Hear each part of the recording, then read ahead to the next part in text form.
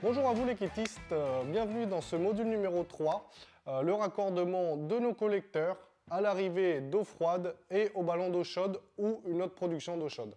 Dans le dernier module, on avait vu comment les fixer, comment les étanchéifier avec notre pâte Filefix 3. Et maintenant, on va voir comment les raccorder en eau froide via le compteur et en eau chaude avec notre production d'eau chaude. Pour ce module, on aura besoin de le niveau et le marteau, la visseuse, perceuse et des mèches pour fixer nos colliers, des clamolettes, la pâte étanche, tout ce qu'il nous faut pour couper et bavurer les tubes, l'arrivée d'eau froide, les connexions au ballon d'eau chaude, des connecteurs, des bouchons et des fixations. Alors maintenant, on va attaquer le raccordement au compteur d'eau froide. On se retrouve sur le chantier. À de suite les kittistes. Donc nous voici au niveau du compteur d'eau froide. J'ai tout mon matériel, mon outillage nécessaire pour réaliser le raccordement. Alors, donc ça c'est un compteur d'eau froide. C'est la compagnie d'eau froide de votre région qui vous doit le raccordement de celui-là avant le compteur.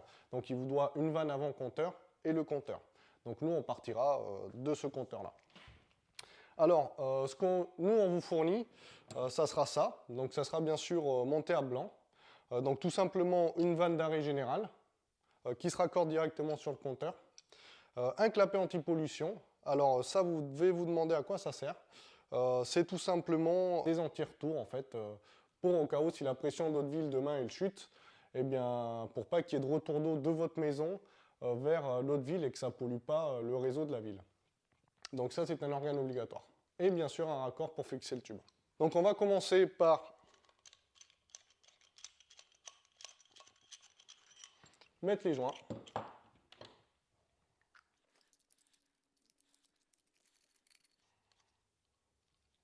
De la vanne au compteur.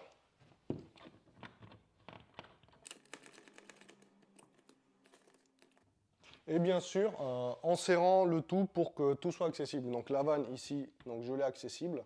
Et le clapet anti-pollution aussi.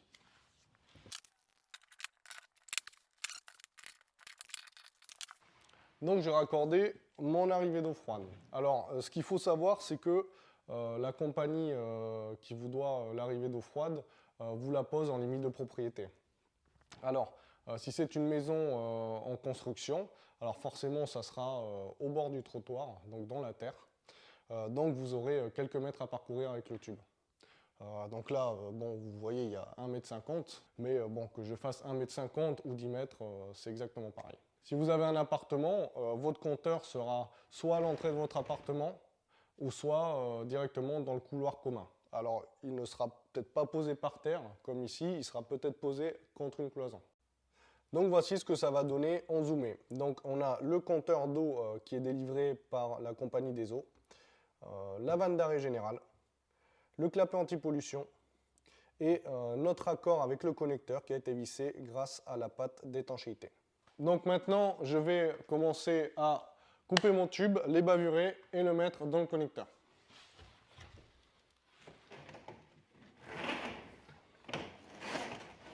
Donc je prends mon tube. Alors vous pouvez voir qu'ici il n'est pas très bien coupé. Ce que je vais faire, c'est que je vais le recouper.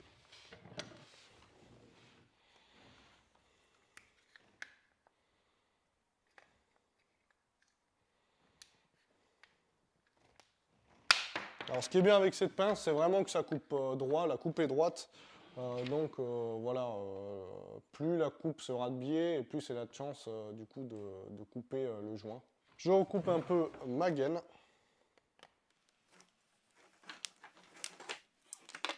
J'ébavure mon tube. Donc n'hésitez pas à vraiment faire plusieurs tours pour que ça les bavure bien à l'intérieur et à l'extérieur. Là voilà. Je vais ensuite mettre mon bouchon. Donc ça c'est vraiment pour l'esthétique. Si vous ne voulez pas le mettre, ne le mettez pas. Mais moi j'aime bien donc je le mets.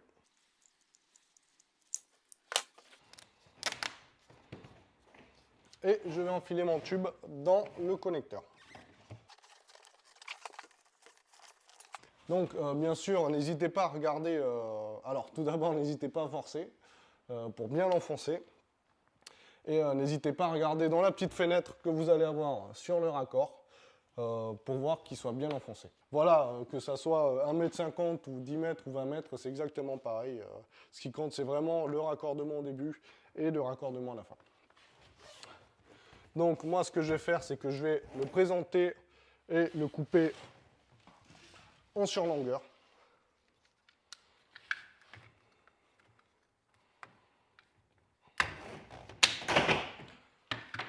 Pour pas que le rouleau me gêne. Et je vais commencer à présenter mon tube et à percer les fixations. Je vais percer. Pour le placo, je vais mettre l'adaptateur. Et je vais enfin fixer mes colliers.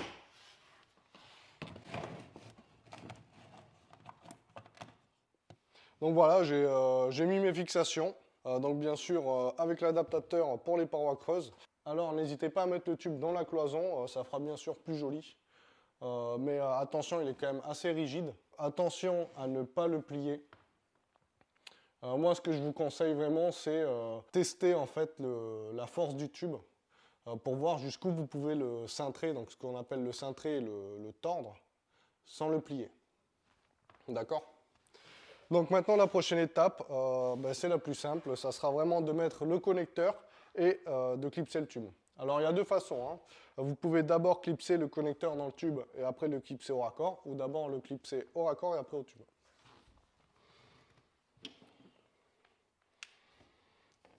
Je coupe ma gaine. Je coupe mon capuchon bleu.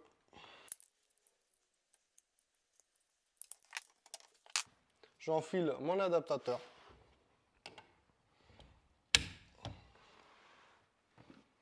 Je coupe mon tube.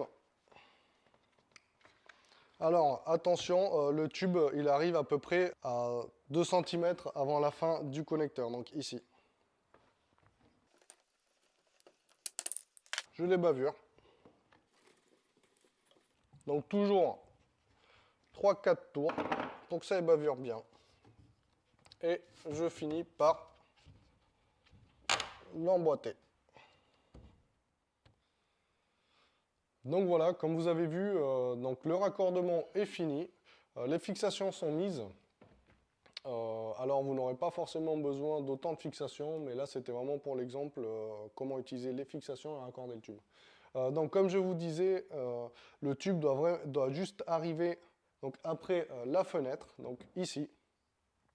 Donc en fait, dès que vous le voyez dans la fenêtre, c'est bon, quoi. Par contre, il faut le voir entièrement dans la fenêtre. Voilà. N'hésitez vraiment pas à forcer, encore une fois, hein, c'est surtout le diamètre 25, c'est du coup le diamètre le plus gros que vous utiliserez, c'est vraiment le plus costaud. Donc voilà, n'hésitez pas à forcer. Alors, le raccordement à notre arrivée d'eau générale est fini. Alors, petite chose, si vous voulez essayer, vous pouvez toujours mettre en eau. Donc, c'est très simple, il faudra ouvrir la valve d'eau générale ici. Et celle-là, par contre, il faudra la laisser fermer ou la fermer. Tout simplement parce qu'ici, on a encore des ouvertures, donc l'eau va sortir par ici. Donc, n'hésitez vraiment pas à laisser cette vanne fermée. Celle-là aussi, d'ailleurs. Et voilà, vous pouvez voir dorénavant si vous avez une fuite ou pas.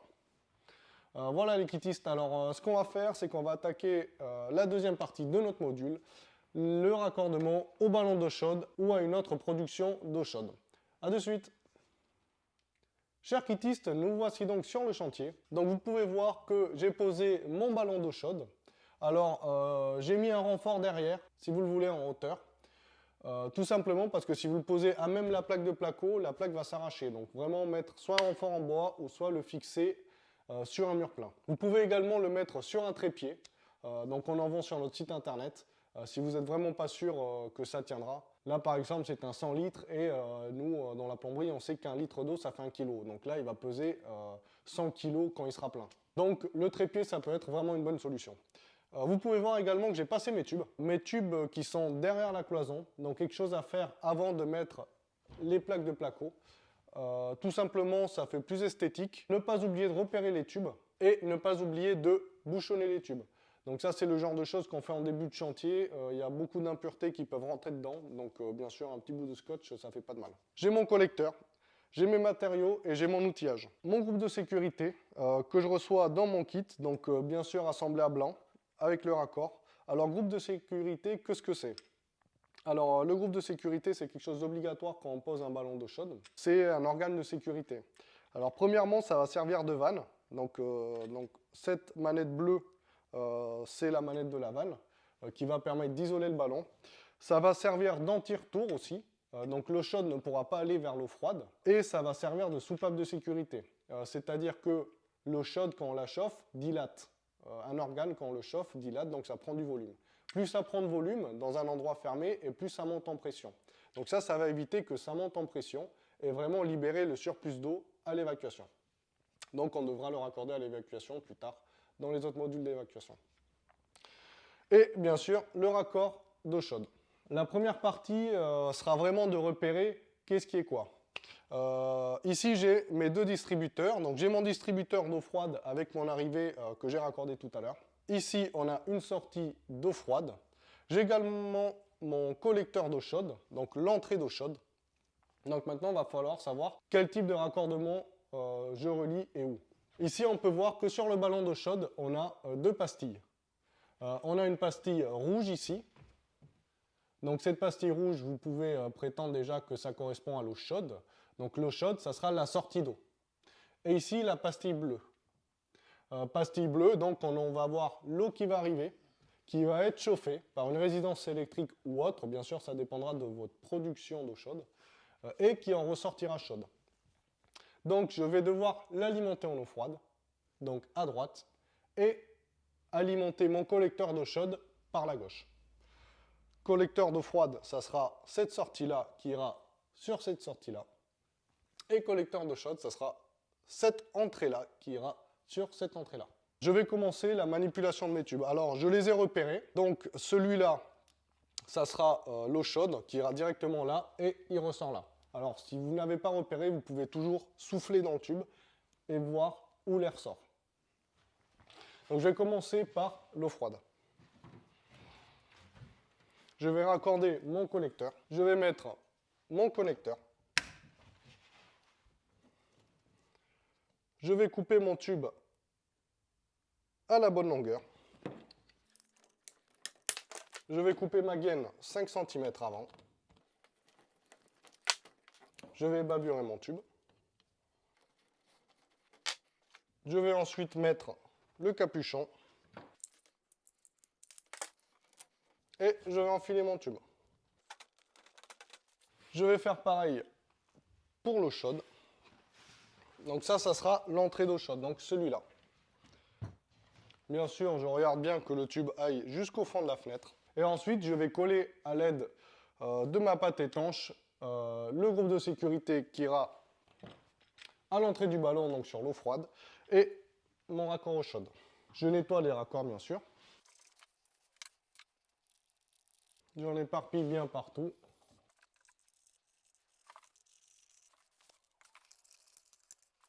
Je desserre les raccords, donc celui-là et celui-là, pour ensuite mettre la pâte sur ça et sur mon groupe de sécurité. Alors là, je vais le monter à blanc tout simplement parce que sinon la vidéo va durer très longtemps.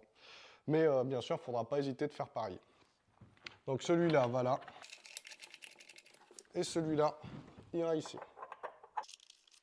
Alors, si votre raccord coince un peu, n'hésitez pas à le visser à la clé et bien sûr à bien aller jusqu'au bout. Plus vous vissez, plus la pâte accrochera et moins de chances de faire de fuite vous aurez. Prochaine étape, je mets mes deux connecteurs.